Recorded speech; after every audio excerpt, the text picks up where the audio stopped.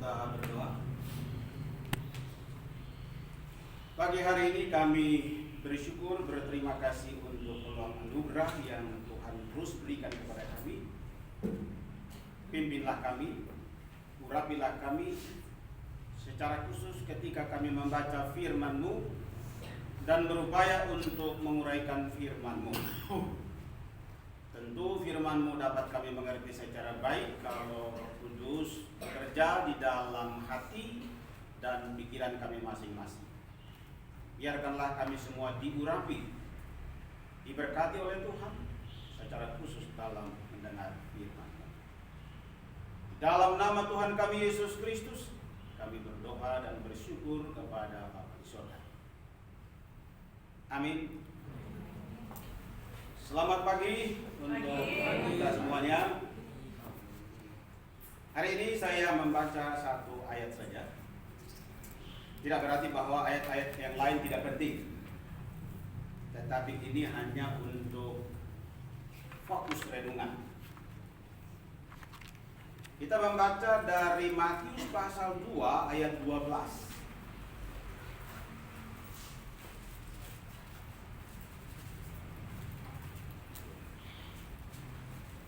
Kalau sudah diperoleh atau ditemukan teks tersebut atau ayat tersebut atau nas tersebut, mari kita membaca secara bersama-sama dalam hitungan yang ketiga. 1, 2, ya. Dan karena kita dalam mimpi, supaya jangan kembali kepada Herodes, maka pulanglah mereka ke negerinya melalui jalan lain. Puji Tuhan, hari ini kita bicara tentang jalan lain. Oke. Bahan saya tolong di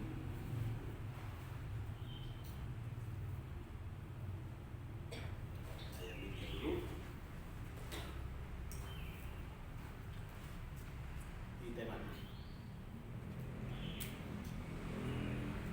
Iya, saya mengambil tema yang diusung oleh Persekutuan Gereja Indonesia dan Persekutuan Gereja Katolik atau KWI, Konferensi Wali Gereja Indonesia.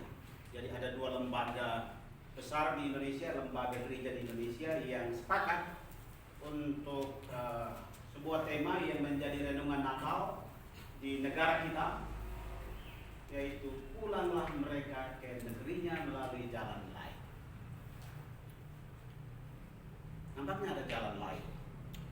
Kalau begitu bagaimana dengan jalan yang pernah dilewati? Lanjut. Ya, datang dan kembali melalui jalan. Artinya jalan itu penting. Siapapun pasti menggunakan jalan. Tidak ada yang datang tanpa jalan dan tidak ada yang pulang tanpa jalan. Lalu bagaimana jika jalan datang itu sudah dikuasai oleh musuh? Kemudian kalau sudah dikuasai musuh, maka bagaimana pulangnya? Bagaimana kembalinya?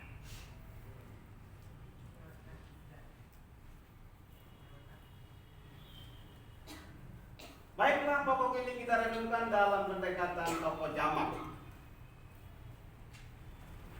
Dalam hal ini saya mencoba untuk menghindari penafsiran teks dengan menggunakan tokoh tunggal. Karena ketika menggunakan tokoh tunggal, tokoh-tokoh yang lain terabaikan dalam renungan. Sehingga saya menggunakan tokoh jamak. Artinya ada beberapa orang yang mesti ada dalam teks itu. Kalau teks itu sifatnya narasi. Kalau dulu saya menggunakan istilah tokoh cerita, sebenarnya sama. Ya, jadi saya berusaha untuk menggunakan pendekatan melihat teks itu dalam beberapa pribadi yang dilaporkan dalam teks itu. Bukan satu orang, tetapi beberapa orang. Karena juga ada kecenderungan model itu. Pendekatan tokoh tunggal dalam melihat teks tertentu. Oke. Ya tentu dalam narasi ilahi kita baca itu memang cerita yang sifatnya cerita ilahi. Dalam teks-teks suci, baik itu perjanjian lama maupun perjanjian baru, kita memperoleh bahwa Allah selalu berkarya dalam tokoh-tokoh tertentu atau dalam pribadi-pribadi tertentu. Lalu bagaimana dengan teks bacaan kita? Dalam hal ini kita hubungkan dengan tokoh jamak. Tetapi saya perlu menjelaskan bahwa ketika saya menghubungkan dengan hal-hal yang sekiranya tidak dipahami sebagai pribadi atau person, memang dalam pendekatan narasi, tokoh itu bisa dipahami dalam arti person, pribadi, tetapi non-person. Artinya benda-benda atau apa saja yang mempunyai hubungan dengan jalannya cerita tersebut. Mari pertama kita melihat mimpi. Waktu mereka datang, malaikat Tuhan bicara kepada mereka. Tetapi waktu pulangnya itu bahaya. Mengapa bahaya? Karena waktu mereka datang itu berjumpa dengan Herodes dan Herodes bertanya secara detail kepada mereka. Dan dari keterangan yang diperoleh, ternyata ini ancaman besar bagi Herodes. Karena ada seorang raja yang lahir, maka ini ancaman besar bagi Herodes. Lalu saya mencoba membaca beberapa literatur untuk menemukan. Tapi nampaknya ayat 12 itu tidak diperhatikan dalam tafsir. Tapi uniknya bahwa PGI mengambil itu, dan itu menarik. Jadi dugaan saya bisa saja kalau kita membaca ayat 20 dari pasal 1, malaikat Tuhan itu bicara kepada Yusuf. Bahkan dalam konteks-konteks lain, ya ada mimpi-mimpi yang dihubungkan dengan malaikat. Tentu malaikat itu ada hubungan dengan Tuhan. Jadi ini dugaan. Mimpi dugaan saya adalah malaikat. Jadi diperingatkan dalam mimpi. Karena kalau melalui jalan yang mereka gunakan waktu mereka datang untuk berjumpa dengan Yesus, maka sekarang pulangnya jangan melalui jalan itu.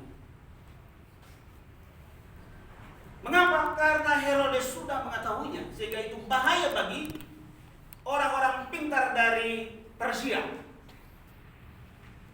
Para filsuf, katakanlah begitu, para filsuf dari Persia. Mereka orang-orang pintar yang selalu mengarahkan pikiran mereka kepada realitas yang ada dalam alam semesta, secara khusus tentang bintang-bintang.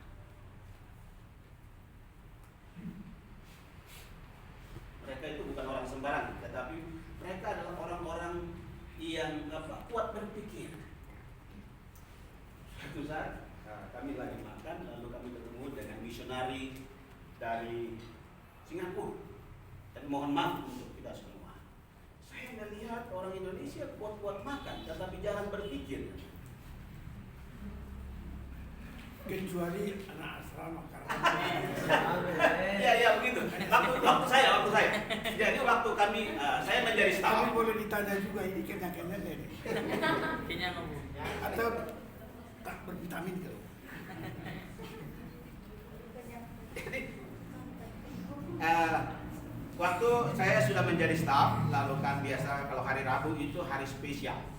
Biasanya makan daging-daging yang kadang kalau tidak kontrol bisa berbahaya, bisa lewat begitu.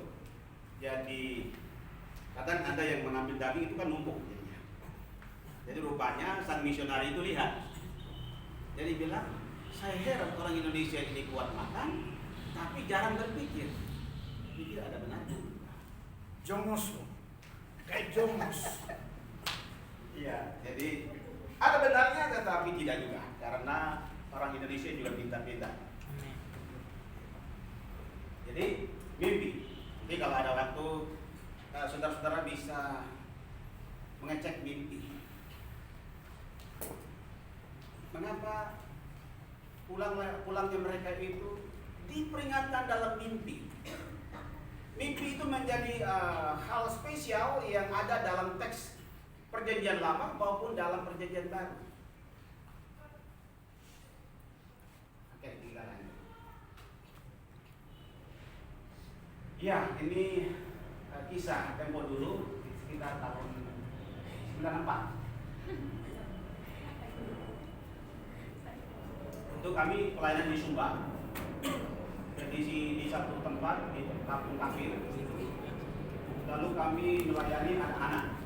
Yang biru itu saya, gondrong gitu ya, mahasiswa. Yang putih itu yang duduk itu, Bekasi.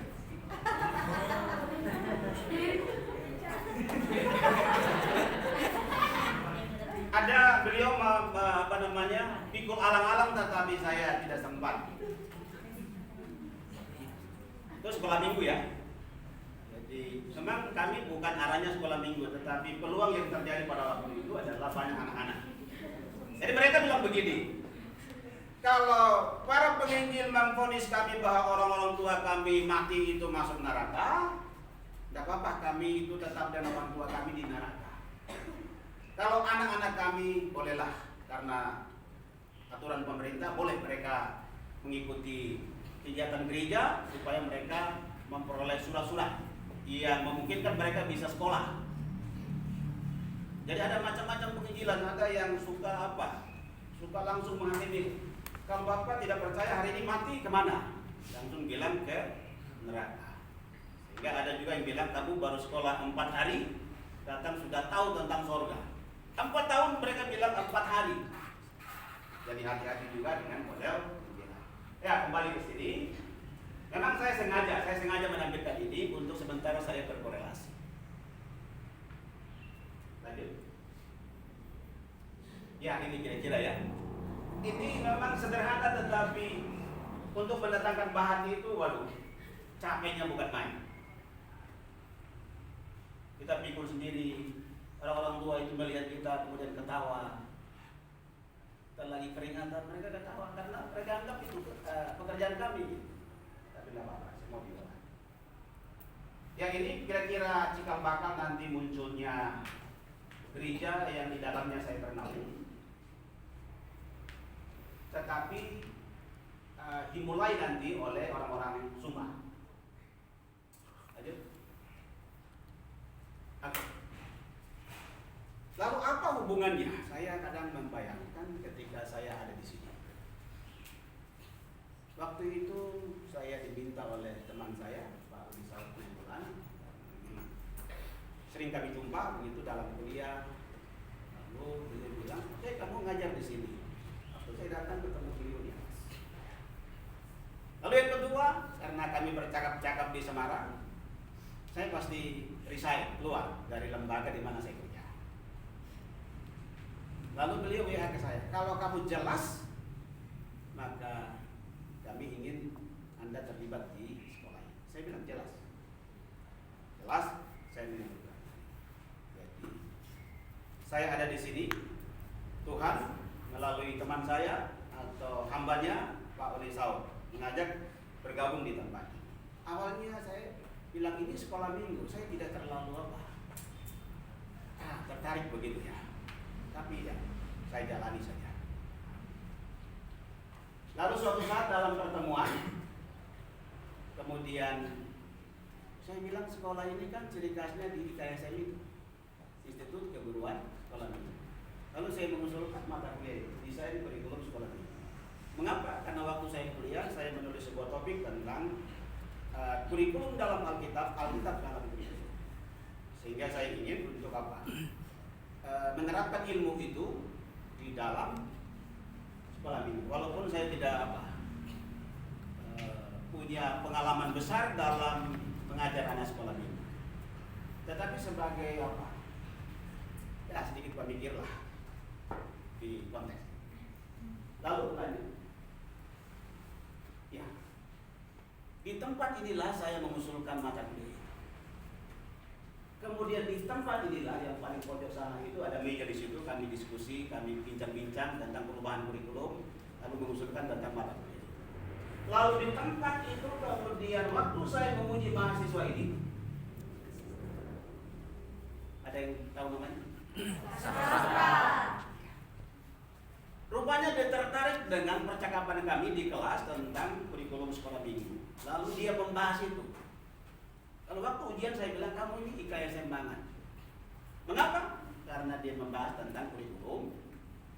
Lalu saya teringat dengan sekian tahun yang lalu. Saya bilang, tidak secara kebetulan saya ada di ruangan ini untuk menguji kamu, tetapi ini mengingatkan saya kembali apa yang pernah kami lakukan secara bersama-sama dengan teman-teman. Waktu itu bersama dengan Pak Abson, mungkin sebagian mahasiswa tidak kenal Pak Abson kawan. Mungkin beliau yang ketua yang ketiga ya. Pertama Pak Pastor, kedua ada satu lagi saya lupa namanya. Pit Pajau. Ya. Lalu ada dokter yang dibeli sudah meninggal.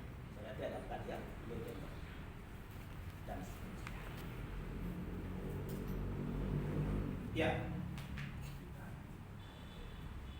Jadi saya kemudian berpikir tidak secara kebetulan saya ada di tempat itu. Tidak secara kebetulan saya di tempat ini. Kemudian ketika saya diberi kepercayaan, walaupun waktu itu saya merasa berat untuk menerima tugas itu, menjadi pimpinan di sekolah ini, ditunjuk begitu, saya bilang oke. Lalu kemudian saya mengarahkan pikiran saya untuk merenung 3 kata. Lalu saya menjadi tertarik dengan apa? Lembaga di mana saya berorientasi.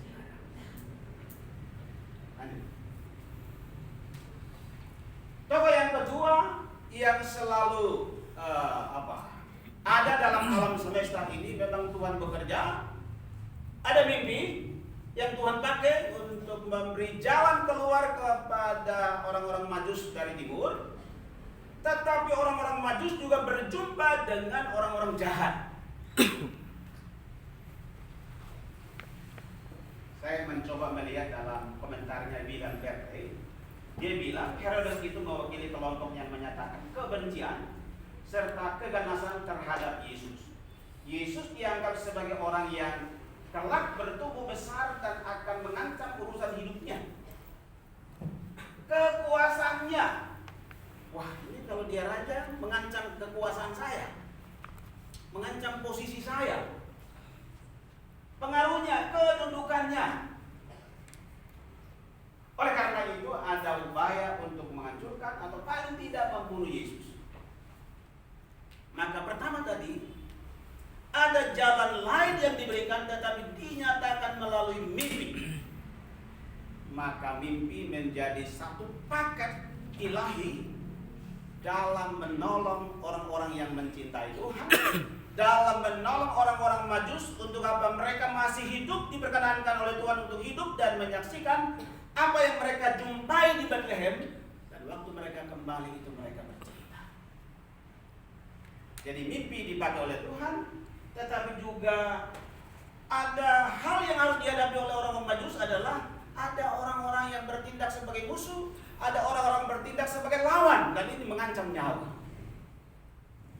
Dan selalu ada dalam dunia ini. Saya kira kita juga punya orang-orang yang lawan dengan kita.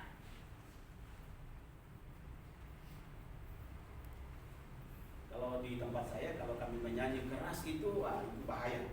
Bisa atap-atap menjadi bocor dan lain sebagainya. Oleh karena itu menyanyinya ya disesuaikan. Suatu saat ada orang-orang Papua datang, lalu Bapak, kita bisa berdoa sini, silakan. Mereka nyanyi paduan suara. Saya sudah was-was. Ini sebentar lagi mungkin sudah dilempar oleh tetangga. Tapi ya puji Tuhan tidak, karena mungkin mereka lihat ini banyak orang-orang kritis. Oke.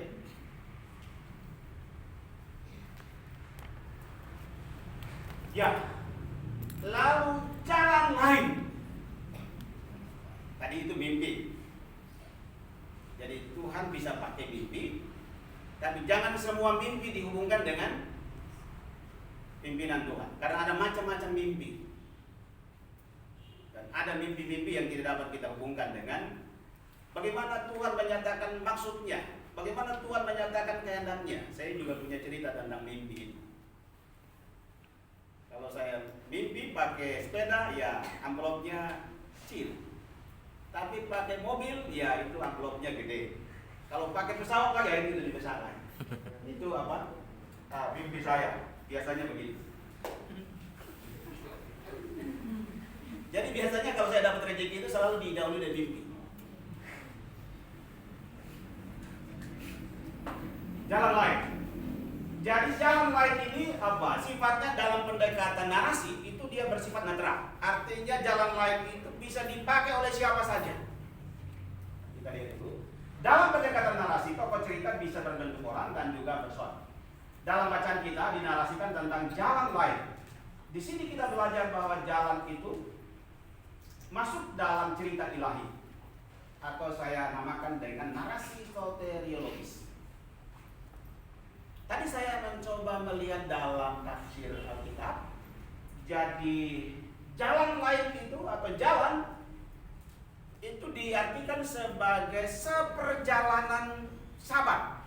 Jadi kira-kira 800 mil perjalanan. Cukup lama juga jalannya itu.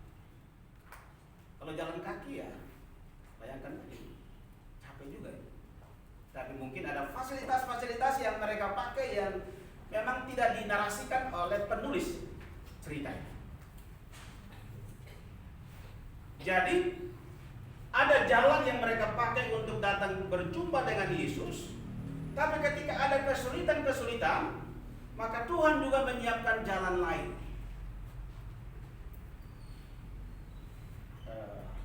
Saya juga tidak tahu persis fasilitas transportasi dari Bethlehem ke Persia.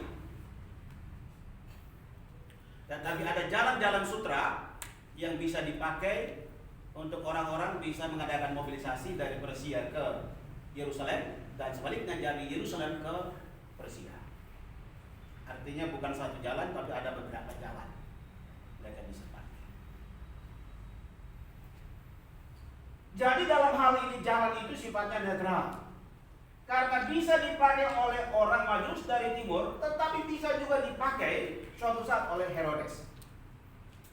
Saya kasih contoh, mimbar ini bisa dipakai oleh pendeta, oleh evangelis, atau oleh siapa saja.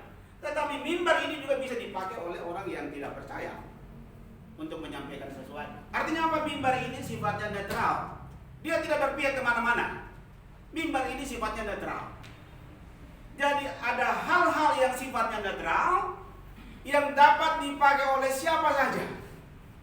Kebetulan di sini mimbar ini kita khususkan untuk kita pakai setiap saat dalam konteks menyampaikan firman Allah. Tetapi mimbar yang sama bisa dipakai untuk hal-hal yang sama dengan jalan. Jadi kalau waktu saya datang ke sini saya biasa menggunakan jalan-jalan tertentu ke sini. Jalan yang sama bisa juga dipakai oleh siapa saja.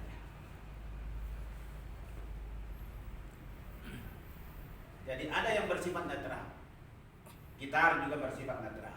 Bisa dipakai oleh hamba-hamba Tuhan memuji Tuhan, tetapi bisa juga dipakai untuk nona manis siapa yang punya.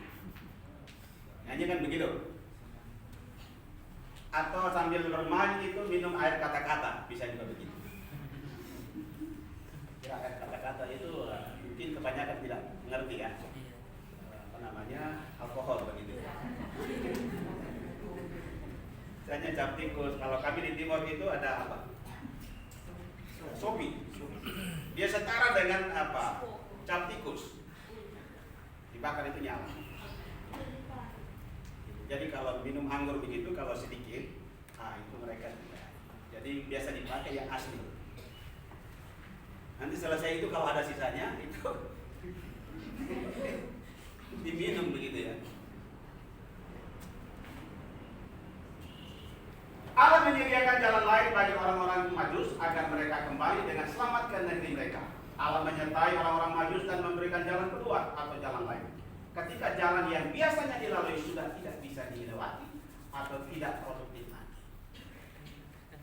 Selalu ada jalan. Jalan lain selalu ada bagi orang yang percaya.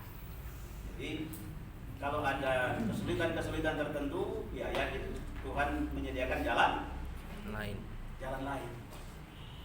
Saya waktu di sini mendengar Pak Ketua Yayasan menjelaskan tentang bahan yang mungkin agak sulit diangkat, tetapi dengan alat yang ya, saya tidak persis mengerti, tetapi itu bisa diangkat dan itu memang luar biasa. Jadi selalu Tuhan memberikan hal-hal baru. Kan? Ya, ini. Waktu bersama dengan teman-teman pengurus Javu, gitu ya. Javu, lalu ada pemberitahuan di website. Saya beberapa kali itu ada koreksi dari asesor, gagal. Terus saya cek lagi. Ya memang kesalahan saya dalam mengupload data. Saya perbaiki. Lalu saya lihat lagi, lalu saya komunikasi, Pak, saya sudah perbaiki, tolong dong diadakan penilaian. Lalu terakhir, ketua SCT bilang, Pak, kami sudah dapat beberapa orang, 2 orang belum dapat, saya dan Ibu Kaci. Lalu saya sempat berpikir negatif begitu. Apakah ini ada hubungan dengan Pak Thomas Penturi? Pak Thomas Penturi kan orang Indonesia Timur, orang Ambon. Siapa tahu Pak Thomas ini berpengaruh untuk orang-orang Indonesia Timur. Saya berpikir demikian sehingga kami punya lama keluarnya. Ternyata pikiran saya meleset, tidak begitu. Saya tanya ke Pak Charles bilang sedang dalam proses. Oke, saya bilang. Lalu suatu saat dia bilang, Pak Yonas sudah selesai. Saya ke kantor agama. Saya datang ke kantor sebentar, saya keluar pakai ojek ke kantor agama di Tamrin. Lalu sampai di sana, Pak Charles bilang silakan berurusan dengan Pak Tambunan. Saya ke Pak Tambunan, setelah dilihat dia dicek-cek, begitu banyak dokumen Cafung di meja Pak Tambunan. Beliau mencek satu persatu, tidak ketemu nama saya. Lalu terakhir saya bilang begini, Mama, saya bisa bantu cek kah? Dia bilang silakan. Saya cek satu persatu juga tidak ketemu nama saya. Lalu saya tanya Pak Charles saya punya tidak ada. Lalu ada orang yang berurusan dengan itu, katanya tidak masuk kantor karena ada sedikit gangguan. Oke. Lalu saya bilang Pak Charles saya pulang. Tentu kecewa juga. Tapi saya pulang. Lalu saya bilang Bapak kalau sudah ada tolong di WA ke saya. Saya sampai di kantor, lalu mereka WA. Aslinya Bapak boleh ambil. Lalu hari Senin, sebenarnya waktu wisuda itu selesai itu saya mengambil, tapi agak berat bagi saya. Akhirnya berikutnya baru saya ke kantor, kemudian saya mengambil. Lalu dia bilang Ibu Kaci juga sudah selesai. Jadi dalam kaitan dengan sana, baru saya mengerti dan saya merasa puas karena apa? Ternyata Javung saya 399. Saya bilang Tuhan terima kasih karena jari-jari saya yang kadang tidak mampu lagi mengetik, tapi saya harus mengetik lagi dan seterusnya. Dan saya betul-betul merasa senang sekali karena apa? Mengalami apa yang saya kerjakan, merasakan apa yang saya kerjakan. Sehingga dalam kaitan dengan 550, 700, mungkin ke profesor agak berat. Tapi ke lektor 550, kalau 400 saya kira satu poin dan bisa dilewati itu 550 atau 700 dengan melakukan penelitian, jurnal dan lain sebagainya sampai kepada Scopus. Lalu saya mulai berpikir bagaimana Scopus. Lalu saya cari-cari, saya dapat di Nairobi. Tapi dia mintanya adalah bahasa Inggris Amerika dan bahasa Inggris Inggris ya. Saya pikir wah berat juga ini. Inggris akademis lagi. Jadi waktu pelatihan itu mereka bilang tidak apa-apa. Tidak bisa kita pakai penterjemah atau kita bisa kasih orang lain untuk menerjemahkan tulisan kita dalam bahasa Indonesia. Mereka yang terjemahkan lalu kita masukkan ke sana. Kalau begitu kira bisa ada peluang. Tapi ya nanti kita lihat. Oke? Jadi selalu saja ada jalan lain dan jalan lain itu kadang membuat kita bersukacita. Saya betul-betul saya bilang Tuhan terima kasih karena apa perjuangan saya dalam mengurus Javu ini sukses dan betul-betul saya bergembira sekali. Kenapa? Itu betul-betul hasil kerja saya. Lanjut. Bila jalan yang ada pada kita sengaja ditutup oleh orang lain, maka yakinlah selalu ada jalan lain yang Allah berikan bagi kita di akhir tahun dan pada tahun baru 2023. Lanjut. Selamat Natal 25 Desember 2023 maksud saya. Selamat tahun baru 1 Januari 2023. Jadi karena kemarin kegiatan di sini pulang malamnya baru saya kerjakan ini. Tuhan memberkati. Amin.